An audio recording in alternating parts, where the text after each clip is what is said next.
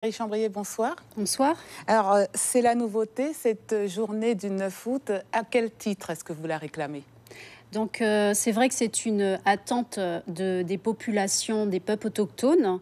Et je pense que la collectivité territoriale montre l'exemple en le mettant dans le calendrier de congés, de jours chômés. Et l'objectif, comme l'a dit Monsieur Robineau ou encore le président, c'est de faire appel aux municipalités pour aussi que la Guyane, toute la Guyane, puisse s'approprier cette journée pour qu'au niveau national, elle soit reconnue comme la journée nationale des peuples autochtones. Pour une mémoire en particulier? Alors je pense que c'est important justement que les peuples autochtones ou encore les Guyanais puissent se réapproprier leur histoire. Il est important qu'ils sachent que dans les peuples autochtones, le terme de peuple autochtone, selon la définition, c'est les premiers habitants d'un territoire avant la colonisation. Et ça, au même titre que l'abolition de l'esclavage, il est important de savoir qu'il y a eu des peuples autochtones avant la colonisation. Alors, jusque-là, on parlait aussi des Bushinangés. Ils sont beaucoup moins présents. Quelle est leur place aujourd'hui dans ces journées? Alors, comme chaque année, les populations bushinangées sont conviées à cette journée. Il y a d'autres populations comme les Hmong ou encore comme la communauté créole qui sont bien évidemment invitées à cette journée. Il faut vraiment que les Guyanais, justement, s'approprient cette journée. Car c'est vrai, nous avons eu des histoires différentes en Guyane, mais pour une meilleure cohésion sociale, il est important de connaître son histoire et pour respecter justement l'histoire des autres. Alors, l'ONAG, l'Organisation des Nations Autochtones de Guyane, ne participe pas à ces journées. Pour quelle raison?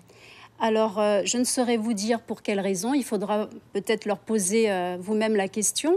Mais néanmoins, cette prise de décision n'est pas représentative de la décision qu'a prise les autorités coutumières ou encore les autres organisations ou encore les populations amérindiennes.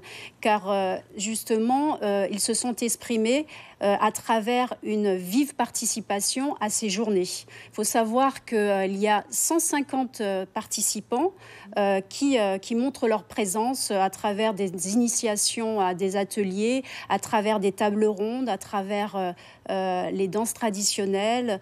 On peut le voir justement. Quels seront justement les principaux thèmes de vos conférences, de vos tables rondes? Alors, il faut savoir aussi que ce sont les autorités coutumières qui ont pris la décision de mettre en place ces tables rondes. Donc, il y aura des tables rondes qui seront consacrées notamment à l'état civil, au foncier ou encore à la problématique de la drogue ou encore la mise en place du Grand Conseil coutumier ou encore une table ronde qui sera consacrée justement à les projets miniers.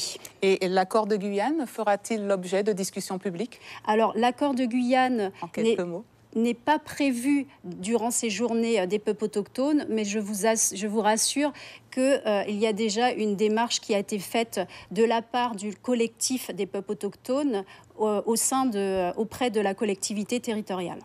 Où peut-on se procurer le programme? Alors, vous pouvez vous procurer le programme à la collectivité territoriale. Vous allez sur le site internet où vous pourrez vous procurer ce programme. Anne-Marie Chambrier, merci.